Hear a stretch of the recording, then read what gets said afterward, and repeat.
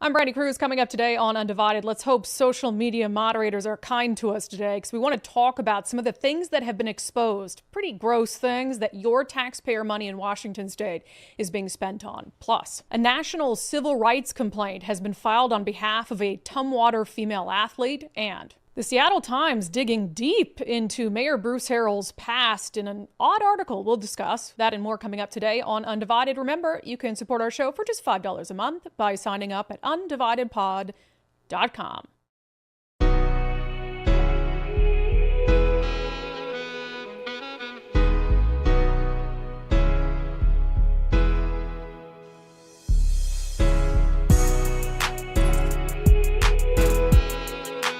Hello, and welcome to this edition of Undivided. Thank you for being here. Thank you so much for your commitment to giving Common Sense a comeback. I'm Brandi Kruse. Gird your loins. Remove small children from the room. Probably not the episode to watch or listen to around kids, which is made all the more depressing by the fact that all we're talking about is government waste and weird government spending. And you would think that that would be, although troubling, a perfectly fine topic to have children in the room for, but not in Washington state, where your money, as we speak, is going to all sorts of perverted, I'll just say, things. So we'll start kind of high level here. What I love is that DOGE Washington state is off the ground. I know our friend Ari Hoffman over at KVI, along with a lot of other astute, concerned citizens, are busy at work digging up things and line items that are in our state's budget that frankly should not be there or should at least get a little extra scrutiny. So we've been following along very closely, and I told you on yesterday's show we were going to go over some of them today. So credit to all the DOGE Washington sleuths who are unearthing this. So at a very high level, right, and I just love that this is happening. And this is one of the things I love about the Department of Government Efficiency nationally, and what makes me laugh about all the meltdowns over it is like, we ought to always have a fine-tooth comb going through where our hard-earned money is being spent. And if you're not in favor of that, you must be someone who's benefiting or profiting off of it. So for instance, just high level, this is the kind of stuff we expect when we open up the budget and take a close look at it, is cronyism, right? We expect money to be going to organizations and entities that have ties to politicians. And that's what you see here, again, from DOGE Washington.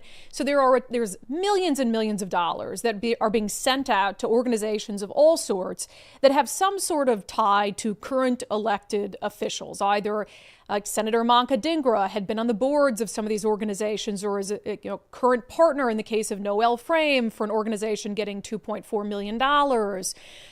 Senator Claudia Kaufman was the intergovernmental affairs liaison for the Muckleshoot tribe, which is now getting $35 million from the state of Washington. And again, some of those things, there might not be anything untoward, but it's important for people to know, and I think in some of these cases, it is favoritism. That, hey, you've got an organization doing outside work that has current or former ties to a state politician, and they're getting millions of dollars approved of taxpayer money. I don't think that should be allowed. I think that, if you're a past board member or something, maybe that's different. But you should certainly recuse yourself from any decision making on those line item issues. But if you're a current board member, or you're a current president, or whatever it is of some nonprofit or non-government entity, and you're a current lawmaker and they're being given millions of dollars, you have to recuse yourself from one of the two. So I think it's important we shine light on that, but that's not the stuff that's particularly surprising. Then we get into, before we get to the dirty dirt, then you get into the stuff that's clearly politically motivated spending and that are just political gifts.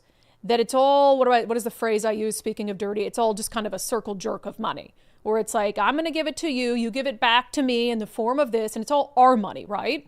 So for instance, one of the biggest offenses I've seen in what DOGE Washington has dug up is $8.6 million to the Washington Education Association, the most powerful union in the state of Washington, the union representing teachers. They don't need any taxpayer money, first of all. They have dues from all the teachers that they can use, $8.6 million. So why is this so troublesome, besides the fact that why are we giving a union $8.6 million in taxpayer funds when they should be operating off of the dues paid by teachers who are part of the union? Well, of course, because the WEA is just an extension of the Democratic Party. And in 2024 and all the years before that, their money goes to you name it, when it comes to Democratic political candidates and organizations and causes. So we've got 8.6 million going into the WEA and millions going out of the WEA to fund the campaigns of Democratic political candidates, to fund special causes, to oppose initiatives on the ballot. Just as a high-level look through the WEA, some of its 2024 spending, $250,000 to the Washington State Democratic Committee, $250,000 to the Democratic Governors Association. We, of course, know they were one of the key opponents of Initiative 2109, which they called a tax break for the ultra-rich, but it was the effort to repeal the capital gains tax, and they spun a tale that this would be disastrous for public education. But then again, you name the Democratic candidate, they have given to that candidate. Nick Brown for Attorney General, Steve Hobbs, Secretary of State, even Sal for Justice, even Supreme Court candidates in here, Patty Murray, even people who their seats were never at risk. Oh yeah, of course, friends of Chris Rakedahl. Got to give some money to him. So think about that for a second. You've got $8.6 million of your money being funneled to the WEA, approved by politicians who the WEA turns around and supports financially. I mean, to the tune of, at least in 2024, $500,000 plus to the state Democratic Party and its entities and its tentacles. That's insane stuff. It should not be allowed in any universe. And if it were Republicans doing it, who had control of state government, they were approving $8.6 million to go to some entity that was favorable to them that would then turn around and donate that money back to their political campaigns, would that not be problematic? I'd have a problem with it. Why don't Democrats have a problem with it? But because nobody calls them on it. The media doesn't care. The media doesn't call them on any of this. So even though it's blatantly wrong, they just do it. And there are so many examples of this. For instance, $7.2 million to Cascade Bicycle Club. Well, you might think, well, Brandi, we love our bikes here. We're an outdoorsy kind of state. Biking makes people happy. Got bike trails and things to do, so why not? Well, here's why not. Cascade Bicycle Group is a political entity. And that is really a bulk of what they do, is advocate for things that they agree with politically or against things that they don't agree with. For instance, they were big backers of the No on Initiative 2117 campaign. They were vehemently opposed to the repeal of the Climate Commitment Act. So let's learn a little bit about them, shall we? So the Seattle Times recently did an article about a Washington bike safety program that was spread statewide. It says the program, called Let's Go, is run by Cascade Bicycle Club, the nonprofit organization known for hosting the annual Seattle to Portland ride. It teaches students how to ride a bike and also reviews road bike safety, pedestrian safety, and how to navigate mass transit. The Seattle Times goes on to write, it is funded through the Climate Commitment Act. That act, signed into law in 2021, supports the state's efforts to limit carbon emissions and invest the proceeds in green climate projects. The state transportation department is projected to receive $216 million to fund the program for the next 16 years. Yeah. So you have, again, Cascade Bicycle Club getting $7.2 million in your money from Democrats who passed the Climate Commitment Act, fund programs that the Cascade Bicycle Club puts on through the Climate Commitment Act. The Cascade Bicycle Club gets all of this money. They also turn around and oppose the effort to repeal the Climate Commitment Act. That's the cycle that we have to break in government. And it's a nonprofit. You don't think in this state there are enough bike lovers, bicyclist enthusiasts for the Cascade Bicycle Club to operate absent taxpayer funds? I would think so. And if they can't, then maybe their mission's not as important as they think it is. So again, but it's all about, hey, we scratch your back, you scratch ours. That's what all of this is about. So those are the ones that are clearly problematic for the reasons that I just outlined. And then there's the spending that's just killing people. I'll be frank, it's just killing people. Literally, your tax money is being spent to help people die. So $1 million of your money given to the People's Harm Reduction Alliance, which harm reduction is the biggest lie ever sold in progressive states. It's the idea that we're going to give you all the tools that you need to inject deadly drugs into your body and kill yourself. And then we're going to wrap it up in a pretty package with a nice bow, and we're going to call it harm reduction. Yeah, their mission, the People's Harm Reduction Alliance operates under the harm reduction philosophy and works to prevent the spread of infectious disease, stop overdose, and help our participants stay healthy. Interesting. How are you helping someone stay healthy? By giving them a needle they're going to use to inject a drug into their bodies that can kill them, and often does. How are you stopping overdoses? By giving people little kits with foil and pipes and things that they can use to take drugs that are killing them and that turn them into little criminals because they're going around breaking the law, stealing things to fund their habit. How is that stopping overdoses? How is that helping participants stay healthy? And forget the whole infectious disease. I get it that the idea that all this started with the needle exchange programs. It's like, well, people are going to do these drugs anyway, so we'd rather they just give them clean needles so they don't use dirty needles. And then they're not spreading around infectious diseases. Yeah, you're spreading around death, though. So does it really matter if they die from the infectious disease or they die from the hot shot that you gave them the needle to take? Yeah, $1 million of your money, and that's just the surface of it. We know that far more, if you look at the county level and the city level, far more money is going into these failed harm reduction efforts than $1 million. I mean, that's just the tip of the iceberg. All right. Please don't deplatform us today. Listen, Facebook, X, I'm not worried about you anymore. YouTube, we're nice people. All we're trying to report on is where people's taxpayer money is going. So I would ask you kindly, in the interest of news, First Amendment, not to deplatform us, okay? So, again, children out of the room for this next segment. It will not surprise you in a state like Washington how much of your money is spent on nonsense, DEI, basically groups that push racism and hate white people and extreme gender ideology. The DOGE Washington volunteers pulled out just a few of them.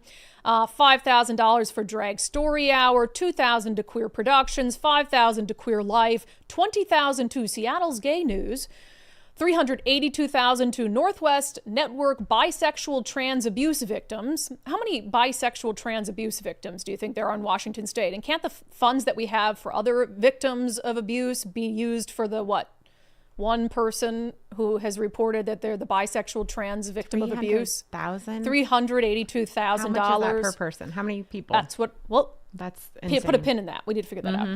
$2,500 for the Seattle Trans and Non-Binary Choir. $400,000 for Q Law, and $2,000 for this little one right here, Pan Eros. $2,000 for Pan Eros. Okay, well, that's not a lot of money. It's helping some group with gay rights or something. $2,000. Maybe hand out some condoms at Seattle Pride. I don't know.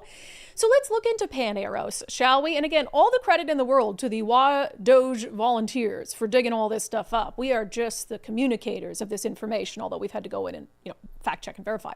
Pan Eros Foundation. About us. Pan Eros Foundation celebrates and cultivates consent and sexuality through the arts and education for all. Okay.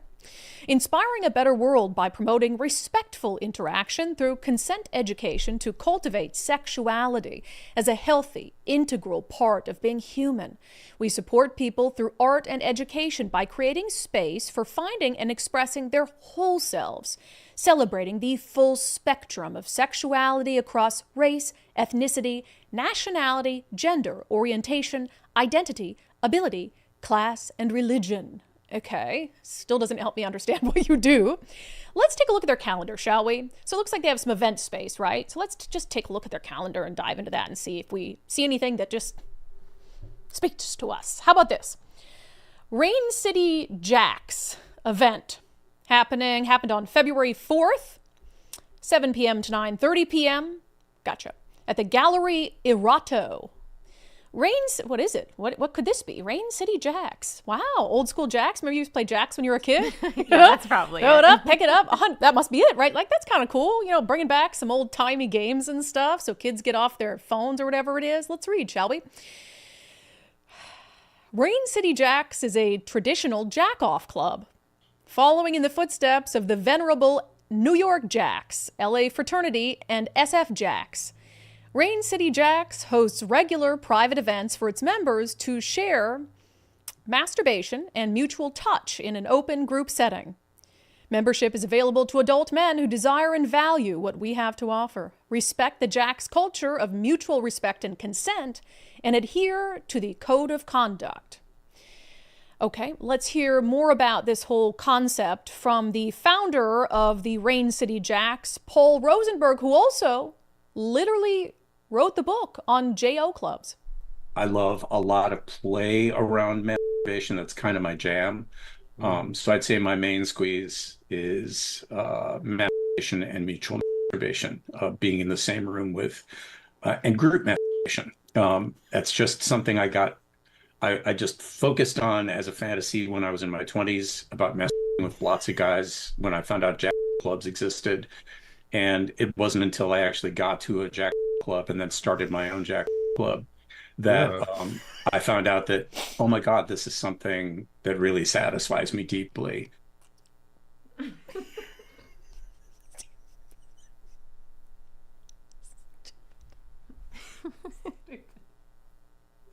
It's not funny. It's government waste. It's not funny. It's government waste. $2,000 going to an entity that helps host group masturbation sessions. It's real. It's true. And by the way, this connection between these two, this pan Eros and the Rain City Jacks, isn't some obscure connection.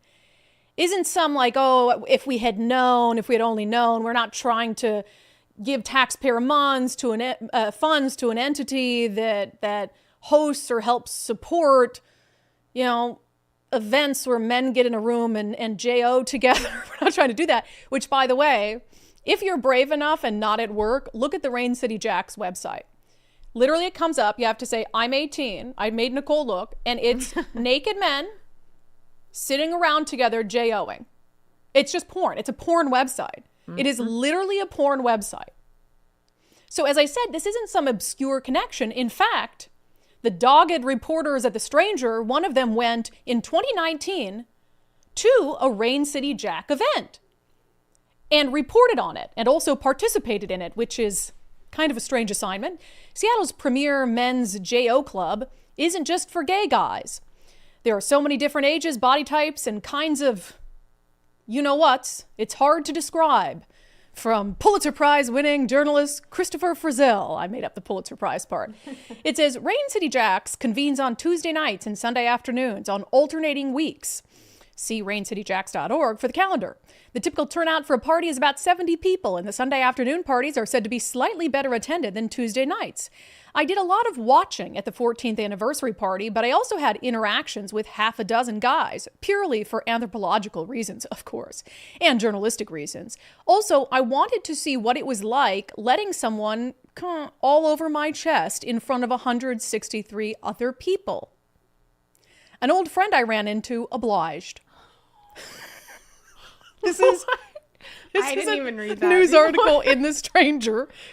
Before that happened, we were sitting side by side on a love seat watching a group of guys standing in a sports huddle, whispering to themselves and stroking. One of their elbows kept accidentally, gently jostling a painting of a naked woman on Gallery Arado's walls. The gallery is run by the Pan Eros Foundation, which hosts and produces events around art, sex, and sexuality, and which also receives taxpayer funds, according to the citizen sleuths at DOGE. We didn't even get to the part where we're also giving money to The Stranger. And yeah, we fund The Stranger to send their award-winning reporter, Christopher Frizzell, to a men's JO party where he writes about having all over his chest in front of 163 people. And then they're also funding the organization that hosted that party.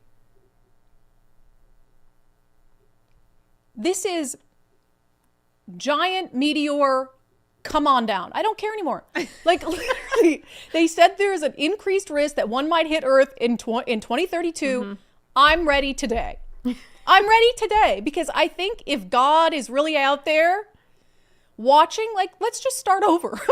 Let's just start over. Because this is so insane. And I would remind you, all of this in the context of Washington facing a $14 billion budget deficit. So we're in a $14 billion budget deficit, and they're thinking of increasing your property taxes in all seriousness. They're thinking of increasing your property taxes, House Bill 1334, so they can close a $14 billion budget deficit. Well, at the same time, they're giving $8 million to the Washington Education Association, which turns around and gives it to the political campaigns of Democrats. They're giving $7 million to the Cascade Bicycle Club, which turns around and opposes citizen initiatives. They're giving $1 million to the People's Harm Reduction Alliance, which gives people the tools they need to kill themselves from deadly drugs. They're funding Queer Productions, Queer Life, Seattle's Gay News, Drag Story Hour, and an organization that helps to host events where adult men can come sit around and JO each other. And not enough people are mad about that. And we continue to elect these same people over and over and over again because Orange Man bad. I'll tell you what, if I had to choose between the Orange Man and the people who are using my money to fund JO parties, like, is that not a pretty simple choice? It's absolutely insane stuff. And this is just after a few days of sleuthing. And by the way, DOGE is accepting volunteers. Nicole, what is the account? DOGE is that his account at DOGE? Because I want to give him a lot of credit for this. And Ari Hoffman is also working on this over at KVI. But I'm getting comments. I just threw up in my mouth. I think his handle is at @wake_up_WA. Okay, at @wake_up_WA. Go follow that account. They are putting out, I'm not sure, putting out excellent information and source information so you can go look at this yourself and you can become a volunteer for DOGE to go in. I mean, there's a lot to look through, to go in and to ferret things out and to bring it back and push it out there because the media ain't doing it. I mean, honestly, we didn't even do it. I will take that L. We didn't even do it. And citizens on the internet are doing it. So bravo. Just another account on social media to make the legacy media completely irrelevant. Good God. And actually, don't go to the Rain City Jack's website, okay? I already did it. Save yourself. You don't need to do it. To Daryl, if you're watching, I did visit that site, so I'm going to need you to look at my computer after this, do a clean sweep for viruses. And I just want that eliminated from my browser history because I don't want to be at home and then I'm on the thing and Mike's like, what's this? So anyway. Research, honey, okay, research. one more thing on this. It's so easy to save money. That's what I'd say is $14 billion in the hole. But we look at all the waste, right? And these are little things that we can pull out. But of course, there's these big ticket waste items. You look at the homeless industrial complex, what they've achieved with billions of dollars in spending, which is to make the homeless crisis worse. So there's all these problems, right? They're spending money on programs that have shown no results. If anything, they've shown the opposite of results. So, of course, those things need to be addressed. Democrats in Olympia won't address them because, again, a lot of that money is going to their cronies and their allies. There is a recommendation, though, easy $19 million cut. Let's see if we agree with it. So this is a bill sponsored by Republican Representatives Default, Couture, and Marshall. House Bill 1959 just dropped a couple days ago. It is a bill that would eliminate the State Office of Equity. Yes, we have a State Office of Equity, by the way. So they say, let's read a little bit of our mission, promote equitable access to opportunities, power, and resources across government that reduce disparities and improve outcomes statewide. It says the Office of Equity, this is in the bill, the Office of Equity, if the Office of Equity has strong public support, it could be reconstituted to operate as a nonprofit organization, but will no longer be serviced at taxpayer expense.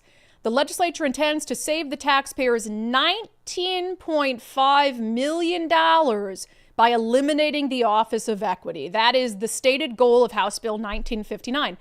We have an Office of Equity that's costing taxpayers $19.5 million every biannual budget.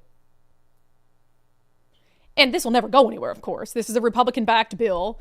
It's not going to make it past Friday because Friday, tomorrow, is the cutoff for bills to make it out of their committee, their policy committee. So this is just put out there to say, and to make a statement that says, hey, we have this Office of Equity, which again says the mission is to promote equitable access to opportunities, power, and resources across government that reduce disparities and improve outcomes statewide.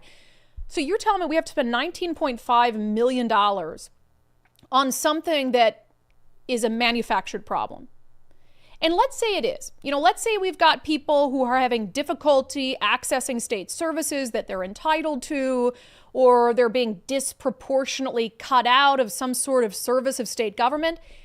We already have individual offices of government, whether it's transportation or health or DOC or whatever it is.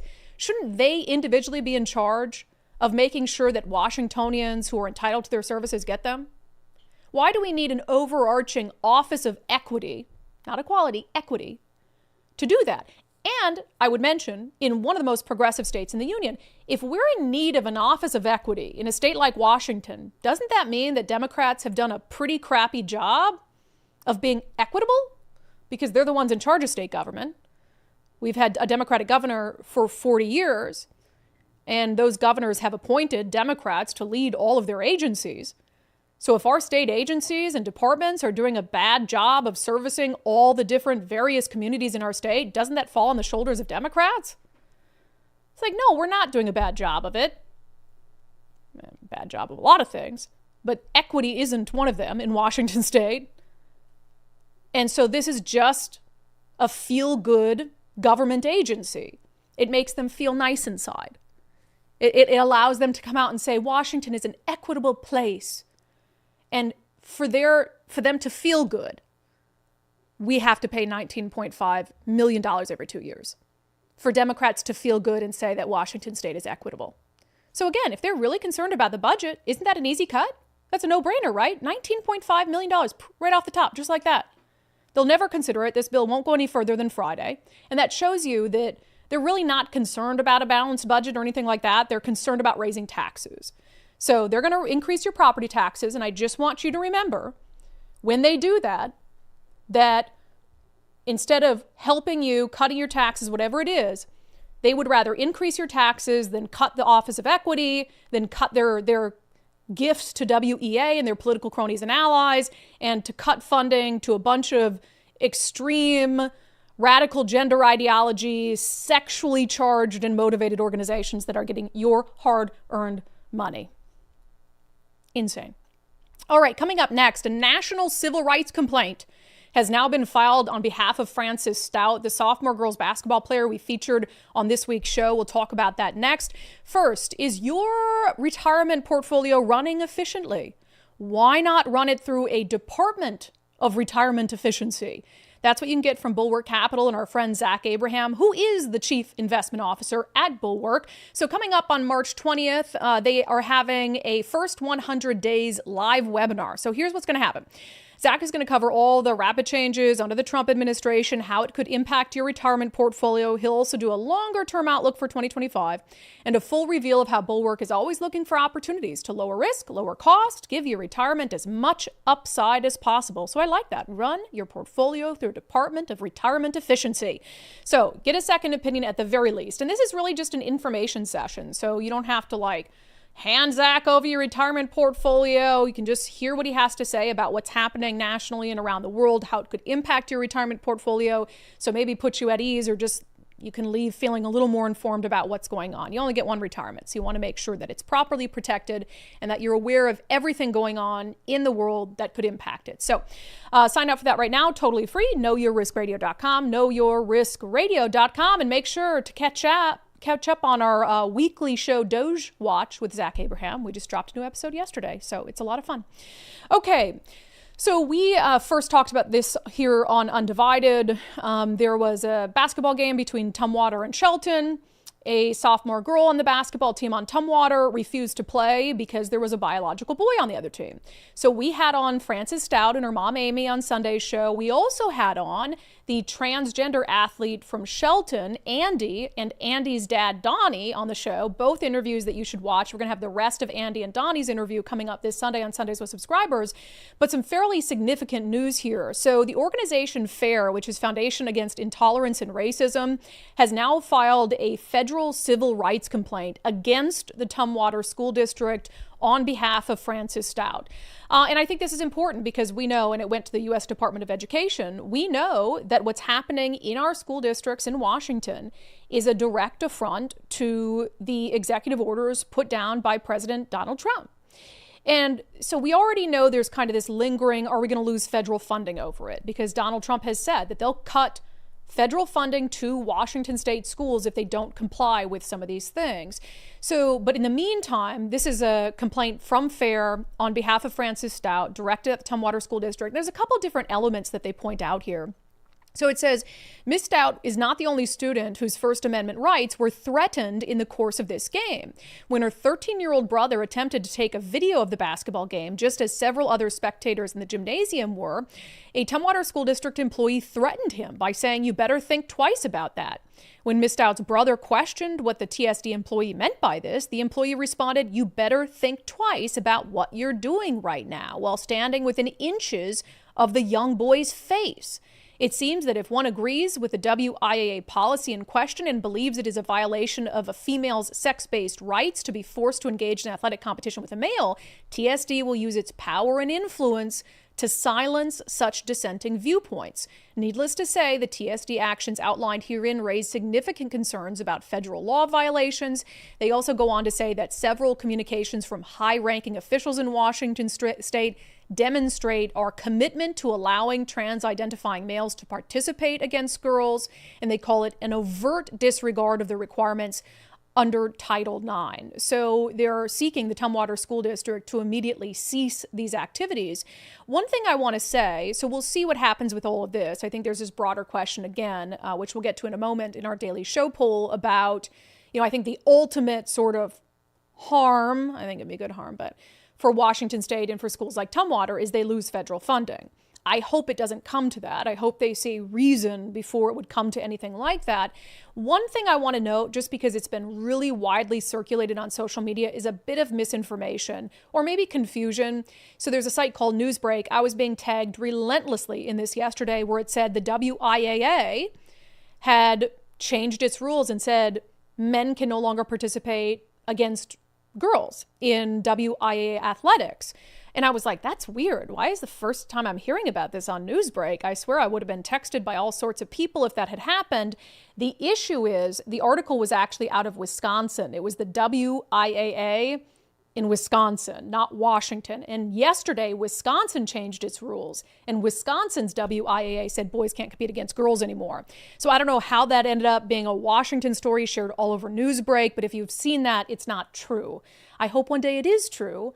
Good for Wisconsin, yay for Wisconsin, but Washington State is not there yet. So that's significant. FAIR, Foundation Against Intolerance and Racism, standing up on behalf of Frances Stout and other female athletes in Washington State. Hopefully the Trump administration will do something about it.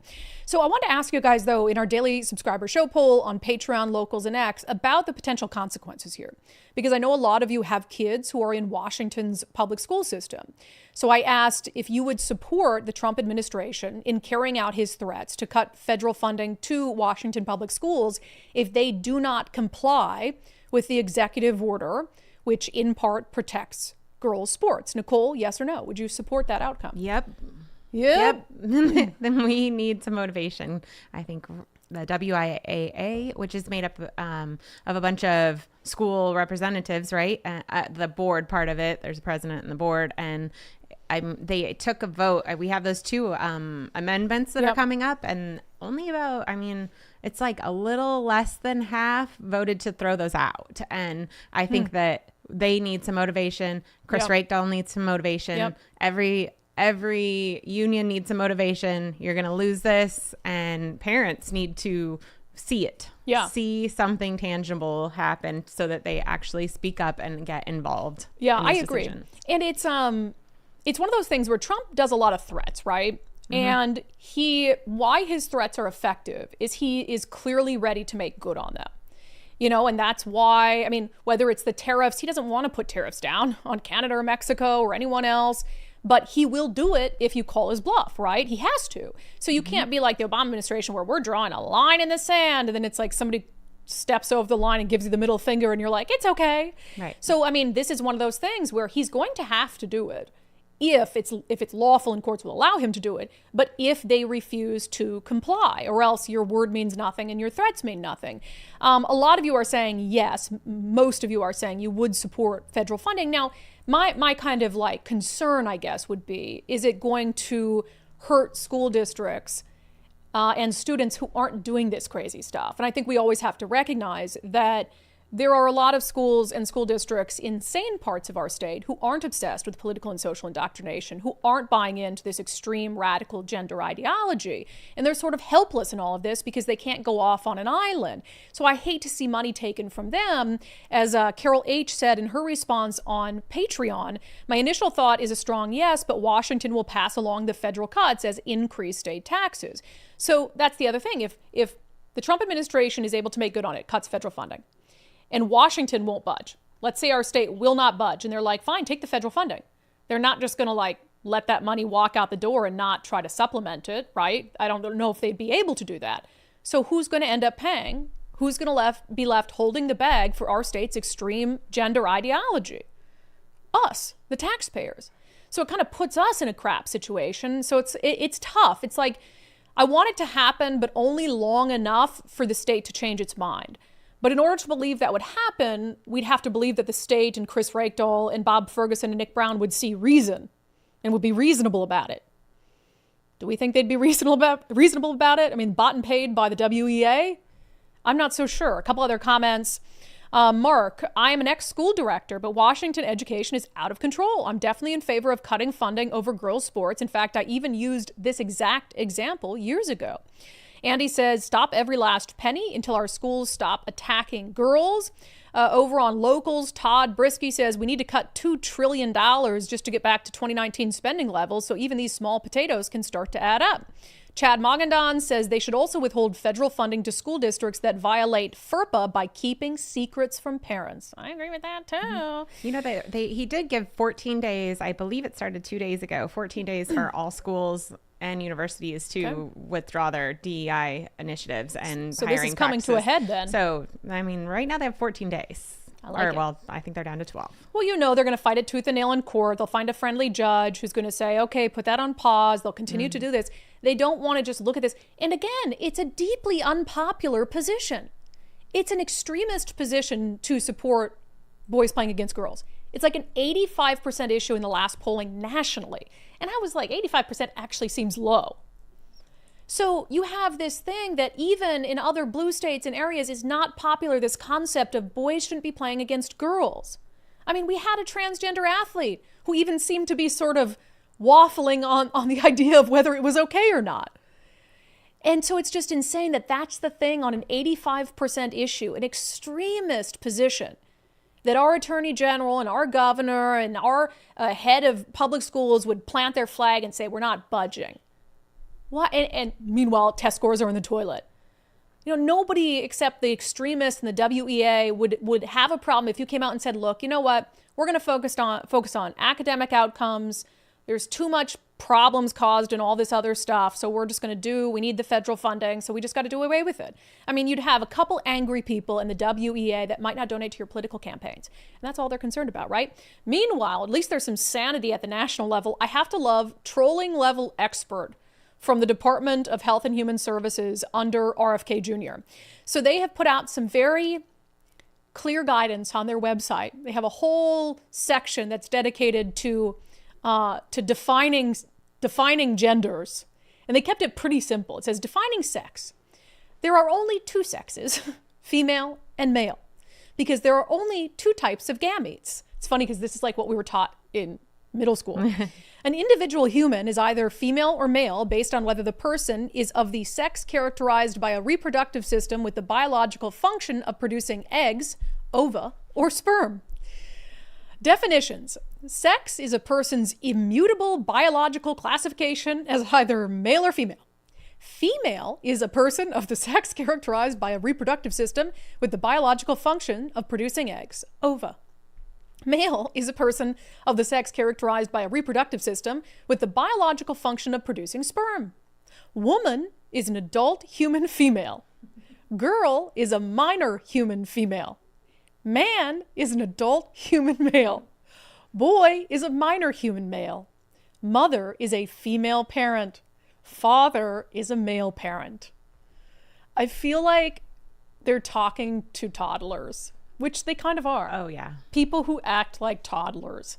So yeah, good for HHS. They also on HHS, we saw this, so they put out this announcement, right? Like, hey, here are the definitions that for almost all of human history have been pretty clear. We're just going to remind you of them.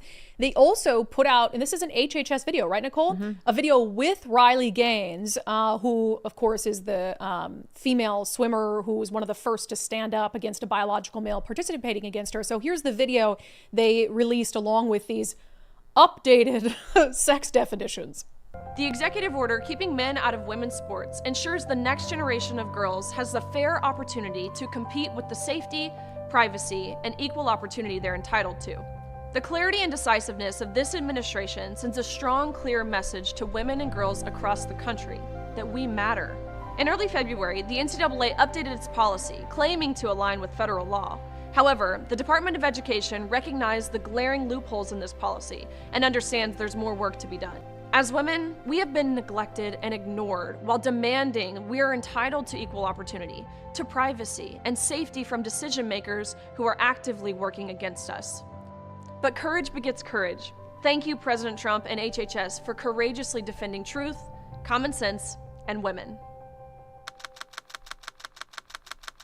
Produced by the U.S. Department of Health and Human Services.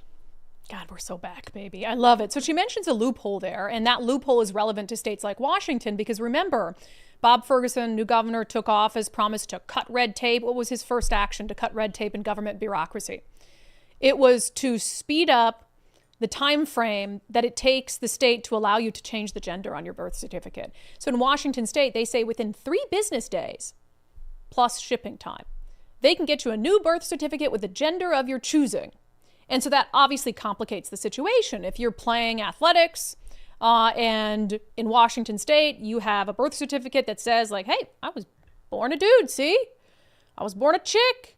And then what is the process by which if someone suspects you're not a chick? Because that'd be the first thing, right? Show me your birth certificate.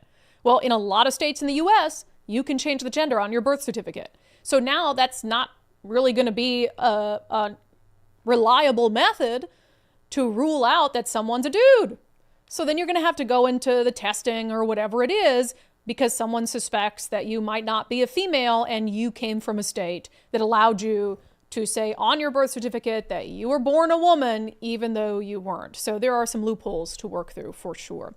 All right, in our segment, Unbelievable, I'm usually all in favor of holding politicians, political candidates, whatever it is, accountable. This just seems like a stretch from the Seattle Times, and I can't help but wonder if Bruce Harrell is being punished for his really horrible joke about the Seattle Supersonics. So we'll get to that next. First, if you're thinking about selling your home, now is a great time to list it. So the real estate market, you might think it's kind of slow, but the reality is that there's a lot of pent-up demand. So if you are thinking about listing your home, this is a really advantageous time for home sellers, and homes that do hit the market are selling quickly due to all that pent-up demand and the limited options. So sellers face less competition right now.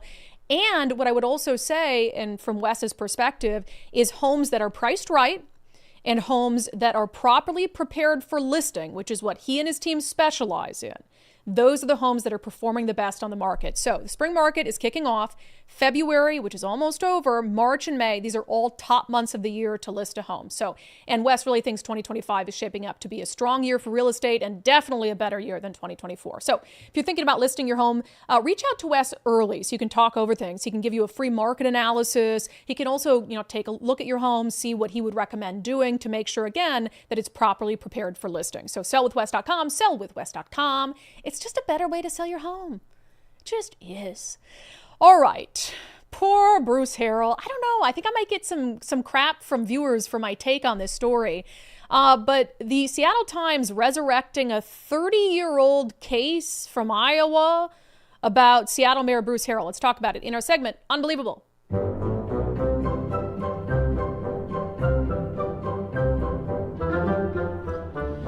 Whoop.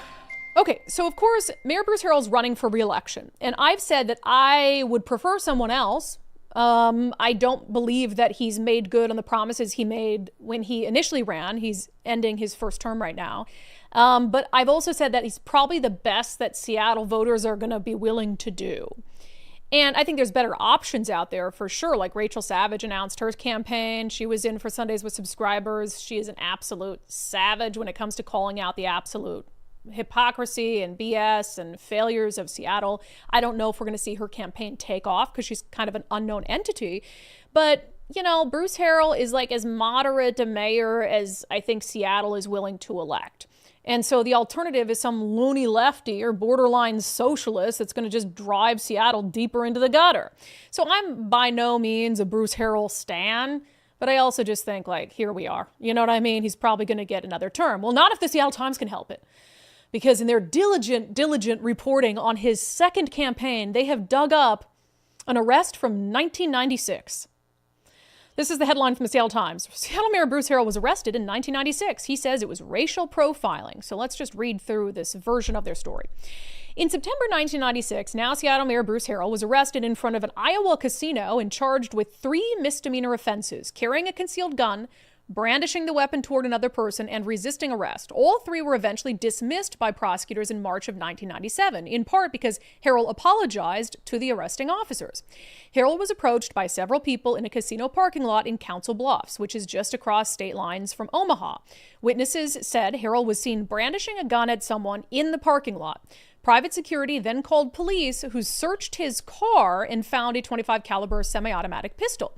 He said he mistakenly thought the person at the casino was one of the people who had threatened him, and that while he displayed the gun, he did not point it at the person. In his statement to the Seattle Times, Harrell said he'd been racially profiled by a private security officer and detained for having the gun in my car. He subsequently hired a law firm to investigate the arrest and sent a demand letter to the casino, though he never filed suit or made any settlements. Okay, so an arrest in 1996 he was never convicted of anything for. 30 years ago. So there's a couple of things here. First of all, why bring this up now? He's been in the public spotlight for a really long time. He's been a Seattle City Council member. He was the Seattle City Council president. He's been the mayor for 4 years. So I have to question whoever leaked this. Because, I mean, the Seattle Times isn't just looking up arrest records in Iowa, right? That wouldn't make any sense. Why would you do that? So somebody found it and leaked it to the Seattle Times at this moment. And I would just be like, isn't it a little late for that? The dude's already mayor, right? Is an arrest from 30 years ago where he was never actually charged with anything, or the charges were never filed and dismissed, and like, is that really an issue? Now, I had some people when I pointed this out on social media that it seems like a weird planted story, right? It seems like, oh, the Seattle Times like can't have a moderate, so let's just, I mean, sure, it's some crazy lefty who doesn't want him to be in office anymore because he's too pro-cop or whatever it is. So they've dug up this thing and they're going to go try to push it out, and the Seattle Times is more than happy to oblige. I had some people on social media saying, yeah, but you went after Semi Bird. Semi Bird thing is totally different. Semi Bird was convicted of stuff, and Semi Bird continues to lie about these things today. Mayor Bruce Harrell didn't lie about it. He's like, yeah, that happened. He just didn't, when he was running for mayor 4 years ago, bring up an arrest in 1996 that didn't result in anything. But when they brought it to him, he's like, oh yeah, that did happen. Semi Bird can't tell the truth about all of his past. So that's not even the same. And he was running for governor. Totally different. But I just fail to see, I guess, the point of it. Doesn't it seem, Nicole, like a planted story? Yeah. Because what else could it be? Yeah. I mean, for sure. I think it's somebody that knew about it for a long time and just got mad about something, because why wouldn't you have brought this up earlier? And the Seattle Times does credit an anonymous source. I know what they're mad about. You do. I do know what they're mad about. And you know what? It is actually the only thing that Bruce Harrell is guilty of, making really bad jokes. I have an announcement to make.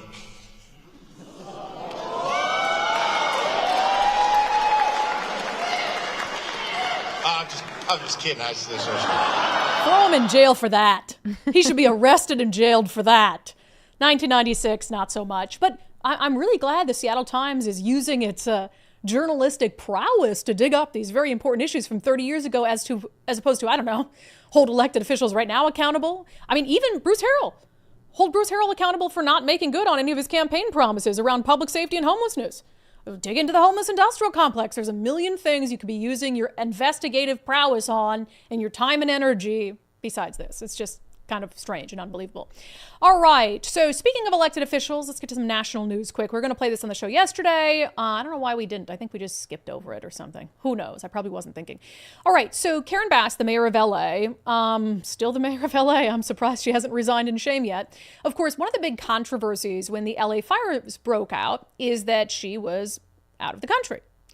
And that seemed very odd to people, considering there were ample warnings that there was going to be a severe kind of culmination of events that could make LA very prone to a major wildfire breaking out. So Elix Michelson, who's a political reporter for the Fox affiliate down in California, he sat down with Mayor Karen Bass for an in-depth interview, and that exact issue came up. I just am curious on the thought process behind it. Right. Because we know that there was warnings about the weather before you went, and you still went. What was the thought process behind going to Ghana? We need to look at everything about the preparation and all of that for the fires, because I think when we evaluate that, we will find that although there were warnings that I frankly wasn't aware of, although there were warnings, I think our preparation, it wasn't what it typically is. But what do you mean there were warnings you weren't aware of? Because I know we were talking about it on the news. A lot of people were talking about the problems, warning that this was going to be a huge deal. So when I talked about it with the fire chief, what she said is that we have warnings of Santa Ana winds a lot, but predicting this, and you saw, from the city, from the county, that level of preparation really didn't happen. So it didn't reach that level to me to say something terrible could happen and maybe you shouldn't have gone on the trip. Why didn't it But to happen? me, I don't know. I mean, I think that's one of the things we need to look at. So 2 investigations are taking place. So she wants it to be investigated why she didn't know that there could be this potentially deadly, destructive situation and therefore would have changed her plans to go to Ghana. Can you just play that little clip again, Nicole? Although there were warnings that I frankly wasn't aware of. Warnings that I frankly wasn't aware of. It's really weird because our friend Human Hamadi down in California just had to peruse the mayor's own social media accounts the day before the wildfires broke out. And on her social media accounts, this was posted. There is an expected destructive and potentially life-threatening windstorm starting Tuesday morning through Wednesday afternoon. Stay safe, LA. There is an expected destructive and potentially life-threatening windstorm starting Tuesday morning through Wednesday afternoon. That sent out January 6th, the day before the wildfires. Yeah, can you play that little clip again? She says, although there were warnings that I frankly wasn't aware of. It's really weird. How did the warnings that you weren't aware of get on your social media accounts? And you know, if you knew that, maybe you shouldn't have gone to Ghana or should have come back early because you knew that this was happening. So it's interesting that, and it's the absolute like textbook gaslighting, where it's like, well, I'm investigating why someone didn't warn me and why everyone else wasn't properly prepared and prepared enough to prepare me to not go to Ghana when my office clearly knew that there were going to be destructive and potentially life-threatening windstorms. Interesting stuff. Yeah, and she was what, top 3 for Biden's potential picks for vice president? Imagine? She might have even been worse than Kamala Harris. Maybe, or Kamala. she can speak a little bit better, so maybe she would have won the presidency. So gosh, okay, bullet dodge there. I still cannot quite get over the fact that people are saying Kamala Harris is the front runner to be the next governor of California. I know. If you California elect Kamala Harris, you deserve everything you get. Absolutely. And you deserve to get it good and hard. I like that saying. It's good. It is a good one. All right. Let's see what happens on Thursdays. Yes, on Thursdays we escape the insanity of Washington State and the West Coast, for that matter, and we take a trip all the way down to the Sunshine State to check in with my sister Miranda. It is our segment, Florida Report. It's not even controversial anymore. People know in Florida their freedoms are going to be respected. Miranda, howdy doody. Howdy doody. So Ron DeSantis tweeting out an article from the Seattle Times. It was funny because the article actually originated, they do like article sharing in Florida, but for some reason he tweeted out the Seattle Times version of it. And for some reason the Seattle Times picked it up, but we know why they picked it up, because anything to make Republicans look bad. The headline, angered by Trump threats, some Canadians rethink Florida travel. Ron DeSantis is like, no, they're not. No, they're not. I mean, on top of the fact that Florida has had yet another record-breaking tourist year last year, over 140 million tourists came into our state, both like internationally and national like tourists. So not just Americans, this is everybody. There are so many Canadian license plate. When I hit the road this time of year, we call it Canadian license plate season. They're here. They're coming. Because they're cold as hell. They don't want to be cold. They're down in Florida. They don't care about Ron. They want some sunshine. Of course, I'm sorry, but the sun is nonpartisan. If you are freezing in the winter, you're going to come somewhere where there's sun. And Florida happens to be the closest place to Canada with good sun. There's literally no one. I challenge you to find me one person who said, I'm not going to Florida because Donald Trump, Ron DeSantis bad. Nobody makes decisions like, I mean, maybe a couple of crazy blue-haired people or whatever it is. It makes no sense, but it's just funny because, so Ron tweeted out this Times article. He said, we frequently hear about different threats to boycott Florida, and yet our tourism numbers continue to grow year after year. I doubt this time will be any different. But it shows you the media is helpless.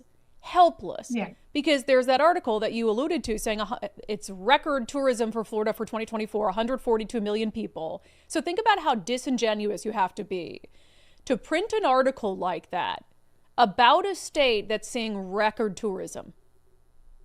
It's just crazy to me. It's crazy. Florida takes a lot of like political heat from states that just don't, or people that just don't like Republicans, but when it comes to vacation, we are so much more than a Republican state. So It is pretty annoying. Well, and then also, I mean, maybe some people aren't going there, but the number of people who want to go there, like during the pandemic, Mike and I took a vacation to Florida because we wanted to be somewhere that was sane and that we didn't have to wear our masks. And we were greeted by signs that said masks are optional. So for whatever small number of people are so unhinged they wouldn't go to Florida because Donald Trump and Ron DeSantis, there are many, many times more than that people who actively want to go there for those reasons. So it's just ridiculous. All right, let's talk about Target. So this is interesting. And I saw the headline and I'm like, well, that seems like a stretch. But when I read into the details of it, I sort of understand it. So the state of Florida is suing Target, and they claim that Target knowingly defrauded shareholders by hiding the extent of its DEI activities? Yeah, the way I kind of understand it is they knew without disclosing what, like their, for example, Pride Month merchandise display would do for their customer base, meaning they knew it was going to upset people. And when you upset your customers, there's like a pretty obvious chain of events.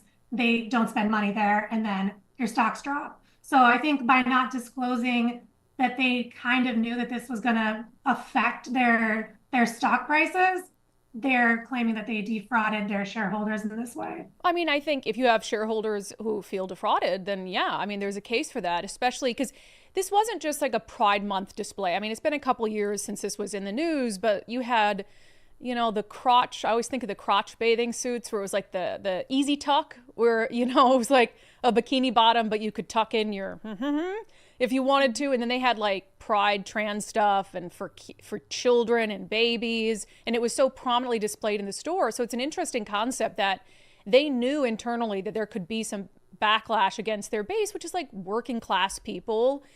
And there was backlash.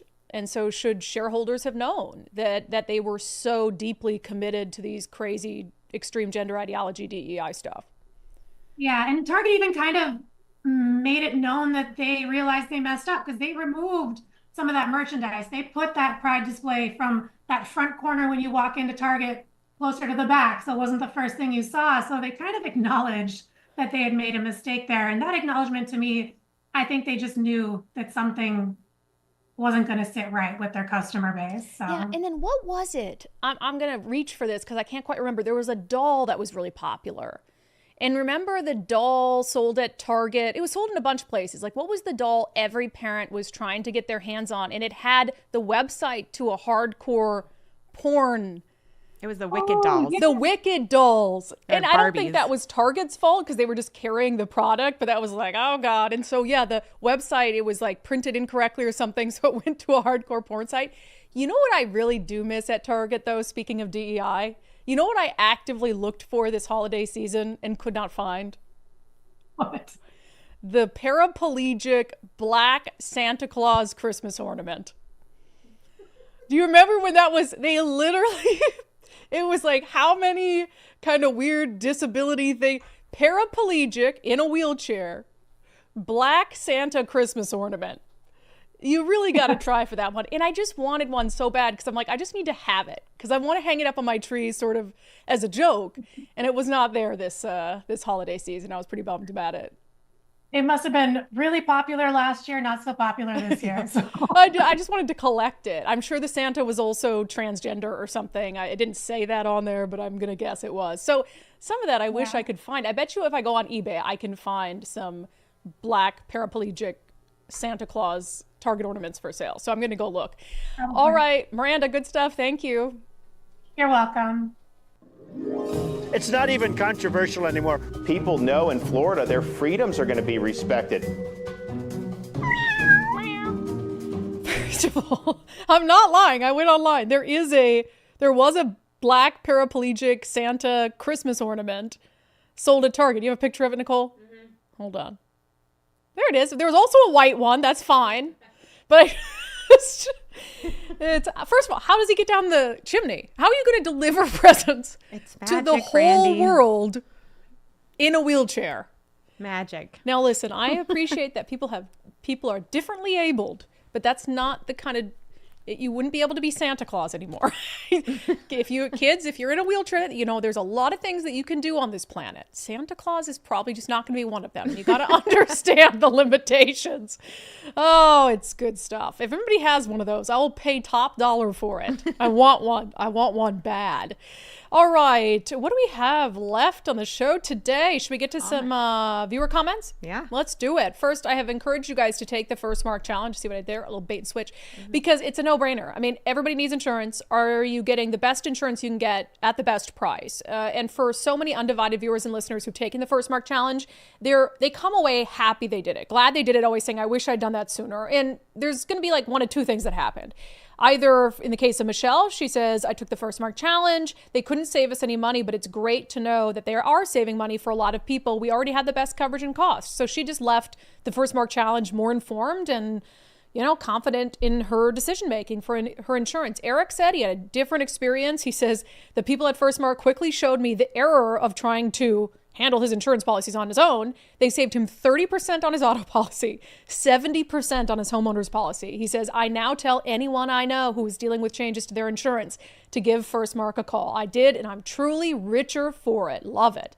He also said he's a daily freeloading listener via Spotify. So Eric, if you haven't yet, I'm saving you. I'm not. First Mark is. But because you heard about First Mark on our show, you're saving 70% on your homeowner's policy. Now I know for sure that you can afford a $5 a month subscription to Undivided at undividedpod.com. But firstmarkinsurance.com, firstmarkinsurance.com. I'm going to get a call for First Mark saying, hey, can you stop co-opting our ad reads to sell subscriptions to your podcast? Firstmarkinsurance.com. The very best part is they work for you. Okay, comments. D-Man in Seattle. Sure hope the Washington GOP sues about this and demands a return of funding to the state or equal funding from the state. Yeah, is the state giving taxpayer funds to organizations that turn around and give it to Republican candidates and the Washington State Republican Party? Because I'd be just as concerned about that. Captain Cranky Pants, I learned how and taught all of my kids to ride a bike with zero tax dollars. Where's my cut? By now, I'm sure I've told the story of who taught me how to ride a bike. I'm sure you've told the story, but my sweet husband might forget it. My husband taught me to ride a bicycle 3 years ago. My mom swears up and down that I knew. And I was like, if I knew, I don't know no more. You talk about playing outside all the time. Yeah. You were a tomboy. And did your brothers have bikes? Did you I just not have one? Or? I just do not. I mean, I know that I didn't know how to ride a bike as an adult because I tried many times and it just wasn't successful. So if I knew, I forgot how. And my husband took me to a park where there were children present and taught me how to ride a bike on his bike from when he was 16. I love and it. I got some very Did weird you looks. Hold the seat and run. He totally did. And you know what? He could have been a jerk I about wish it that and I- laughed at me, but he was so sweet about it and so patient and did the whole thing where he sent me off on my own. He's like, keep going, keep going. There were these moms at the park with their kids just kind of laughing. I'm like, oh my God. But anyway. That's great. Yeah. Well, I'm glad you know now because, yeah, maybe we can go beach cruiser. Matt, don't make me read this. I know. Don't make me read this. Matt's like on a cruise ship somewhere. $9.99 super chat from Matt Sending Gilbert. you this. Brandi, Paneros isn't looking for a handout. They're looking for a hand up, and then a hand down. Hand up, hand down until they've completed their mission. Terrible. Matthew. Oh, Kenneth, $50 super chat. Thank you. Brandi, consider this hazard pay. Thanks for having to look at that website. I seriously need a full clean out of my computer and my brain after that. What do they call it? Just when you stick something up and just rip it out. You know, they used to do it in medical. It's kind of like the historical version of the child mutilation. What was it? When they stick something up in your brain. I'm sure I know, but the only word I can think of does What not was- come on, like somebody help is me out. What is that? inappropriate for this conversation. Okay, we know what this is. What was it called where if you were like kind of crazy, they'd stick something up and try to fix it via your nostril through your brain? Somebody's going to tell me in the chat. Somebody's gonna tell us. Somebody's going to tell me in the chat. You let me know when somebody tells me. 'Cause that's what I need done right now. Bottom. A lobotomy. Is that what it is? I need a lobotomy. Okay, yeah, After this, I need a lobotomy. Leanne, time to take that list from DOGE and write our legislators demanding answers. Yeah, because we know the media won't ask them about it. Mo Sterling read that she has promised not to travel if elected when she was running. Yeah. No, she said did say that, she'd yeah. take like 3 vacation days or something. And she said she would not be traveling internationally if she was elected mayor. Well, except for Ghana. Except for Ghana during a crisis the likes of which LA hasn't seen in generations. Courtney Williams, I hope this is a learning moment for all schools in the USA. This is happening so quickly after the executive order. A policy should have been implemented years ago. I hope this can be resolved quickly without wasting money. Well, we're already wasting money, but I do hope it can be resolved quickly. Paul Farrell, how do we expose this on a national scale? What? Which, do you know what that was a comment in regard to? The DOGE. Oh, yeah. You just keep tweeting it out, sharing it, Yeah, tagging Elon keep Musk. saying. Tag. Elon Musk hasn't shared DOGE Watch yet. We're 2 episodes in, and I said by episode 5 he would have shared DOGE Watch or commented on it. So Elon, I mean, you could go Show tag some love, Elon show and some DOGE love. Watch. It's a good show. It's entertaining. Julie Bell, I stopped shopping at Target years ago for this reason. Promoting this crap for kids. Look, as much as I hate it, I can't stop shopping at Target. I'm in too deep. I know. I'm in too deep. It So is really hard. it is. All right, good comments per the usual, you By guys. the way, a lot of people are saying that Harold blamed his writer, his staff, for that joke. Oh, he said he didn't write that joke Right, about the just basketball? like Bass, right? It's not my fault. Not my fault. You didn't Nobody like told it. me. It wasn't my fault. Nobody told me, even though it was on my social media account, that there would be a dangerous situation in LA. Yeah, and clearly he loved it. He thought it was so funny. I mean, he was laughing hysterical. So bad. So prosecute him for that, not his 1996 arrest in Iowa. Yeah. Agree. Nothing wrong with Iowa. I used to go to Council Bluffs all the time. I went to college at the University of Nebraska. It was right there. I've probably been to that casino. What was he doing in Iowa at that casino? I don't know. None of my business. Okay, before we get to our closing sanity check, I just want to note that we have an exceptional episode of Sundays with Subscribers coming up on Sunday. If you're not a subscriber already, you can sign up. It's $5 a month at undividedpod.com. We're going to be airing the rest of the interview we did with the trans athlete from Shelton, Andy, and Andy's dad, Donnie, which has already made some waves, but we played 20 minutes of it on the show this week. We have an hour or so left. We're going to be airing on Sundays with Subscribers. So now's a great time to subscribe, support the show, support the mission. You can go back and watch the interview we did with Frances Stout and her mom on Sunday's show, and then catch up this Sunday. All right, with that, let's get to our closing sanity check, shall we? I always love when the legacy media tries to like catch someone in a moment, because anything we could say bad about Donald Trump, and they ask a question and they think the person's going to respond with something bad about Donald Trump, because they usually do. They usually take the bait and they have on guests and they ask them questions and they try to get as many clips as they can of somebody saying something bad about Donald Trump or Elon Musk or Republicans or whatever it is. Well, the CEO of Delta, after this latest incident, was not taking the bait from Gayle King. The Trump administration recently fired many employees of the FAA administration Do those cuts worry you, and do you think that impacts the safety? I know you just said it's the safest way to travel, but after looking at all these mishaps, a lot of people are very nervous. Do these cuts affect you? The cuts do not affect us, Gail. I've been in close communication with the Secretary of Transportation. I understand that the cuts at this time are something that are raising questions, but the reality is there's over 50,000 people that work at the FAA, and the cuts, I understand, were 300 people, and they were in non-critical safety functions. The Trump administration has committed to investing deeply in terms of improving the overall technologies that are used in the air traffic control systems and modernizing the skies. They've committed to hiring additional controllers and investigators and safety investigators. So no, I'm not concerned with that at all.